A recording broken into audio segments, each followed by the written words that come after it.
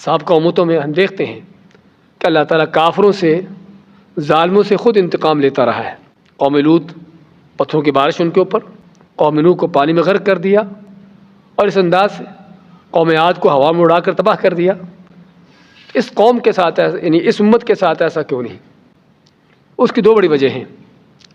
एक तो रसूल करीम सल्लल्लाहु अलैहि वसल्लम की दुआ है कि मेरी उम्मत को, और आपकी उम्मत से मुराद यानी आप जिनको दावत देने आए हैं, चाहे कोई काफिर हो या मोमिन हो, तो आपकी दुआ है कि मेरी उम्मत को जो है उस तरीके से हलाक न करना जिस तरह के पहले कौमें हलाक होती रहीं।